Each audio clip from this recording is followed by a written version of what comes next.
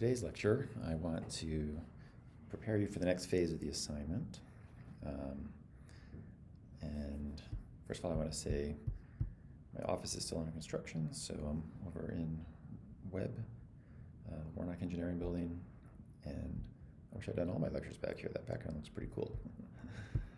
Okay, so we're going to try to figure out how to go from clicking on the game field to placing like a plant. So right now you're placing them randomly, and we need to go the other direction basically. Instead of having them just appear, we're going to say where we want them to appear. And I do want to say that the Lec37 lab has a lot of, I think, good ideas for this assignment.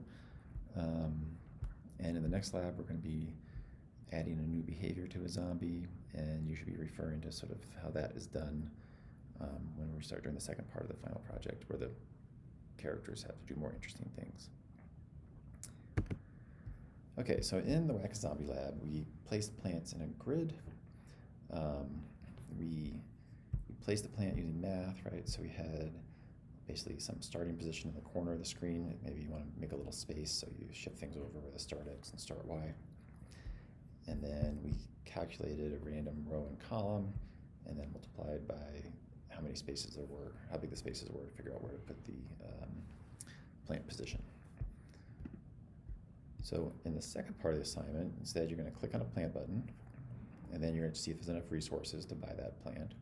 Then you're going to click on the field, and so we're not going to exactly click on some corner of a cell or something like that. We're going to just click somewhere in the cell, and we want the plant to be aligned to the cell.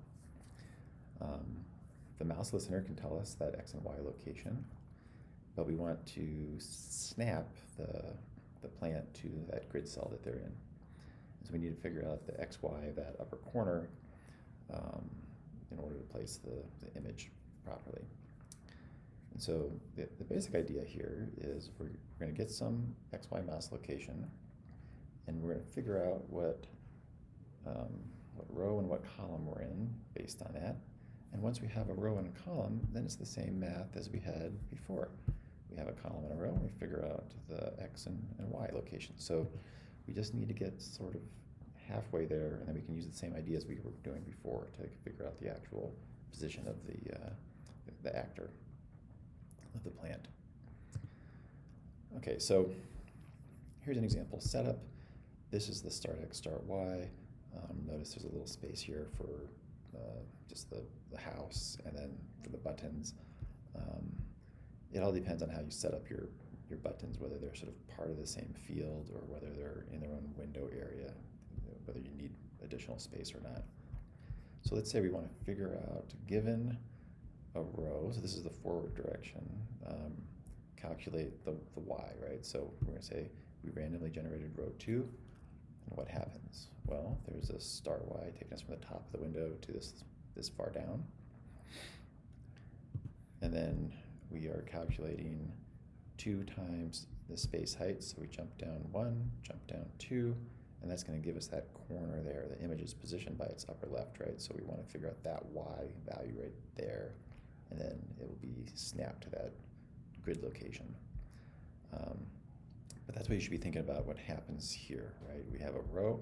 Don't forget the row 0 sort of causes, well, it doesn't really cause a trouble, but you have to be aware that there's a 0 there. So if row were 0, for example, then Y position would just be the start Y right here in this corner, which is correct. And then if it's 1, you jump down 1, and here's the position for 1, and for 2, we jump down 2. If those were like 100 each, you would jump down 200 and be here to start off row 2. Okay, so right now, that's what happens in the Whack-A-Zombie, right? You calculate the row using some random thing, and you get out this Y position of where the character starts. Now you can't do that with the mouse clicks because we're not going to get exactly row 2. Or, you're going to get instead some position like Y equals 232 or something like that. And from that, you need to figure out that you're in row 2. So how do we do that? Well, we're going to basically reverse the math. So we started with this equation, right? The Y position of where the character is the start Y plus the height times the row. And then we do a little algebra. Yay, it's not even calc, so not too bad, right?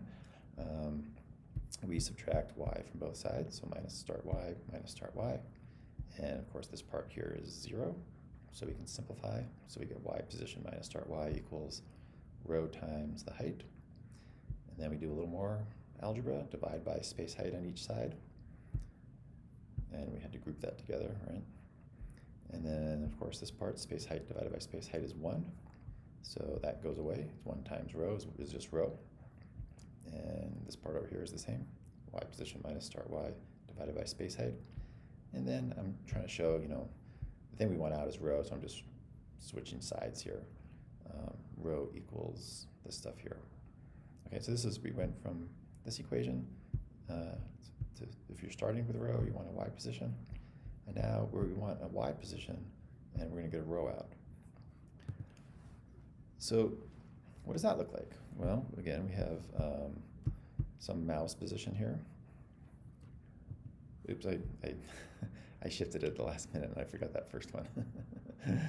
So let's say we clicked here at like 250 or something like that, right? Then the row would be like 2.5 based on that, if you run that through the math here. Now the thing is, a row equal 2.5 doesn't make much sense. Now, if row is an int, then it would just be exactly row 2. So we just truncate that last bit. We just get rid of the 0.5. We're not rounding. We're not going to go up to 3. That would jump us down here. So like if you rounded and you click down here, it would snap to this row down here, which is too far. You want to just truncate it. So this position here, wait a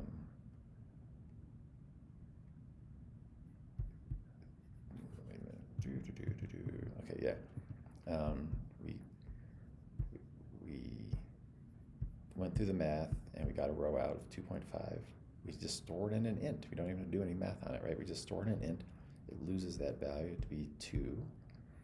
And then we go forward again. So 2 times space height plus start y gets us to this spot right here, which is where we want to position that starting character.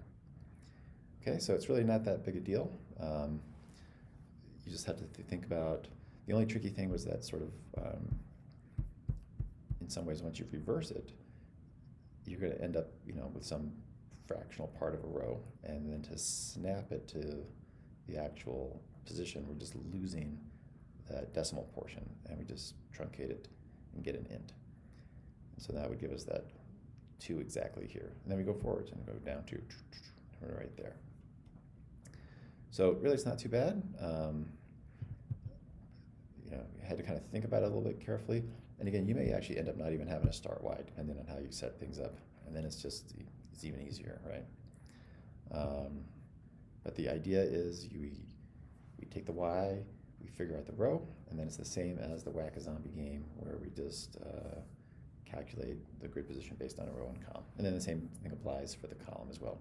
Same math, except with x's and columns and whatever the width is instead of height. Okay, so this was just really a little preparation for the next part of the assignment, and just want to make sure that this part has some background in there so you don't feel lost on it, and it should be pretty straightforward once you can figure out how to get that y position from the mouse listener. All right, thanks.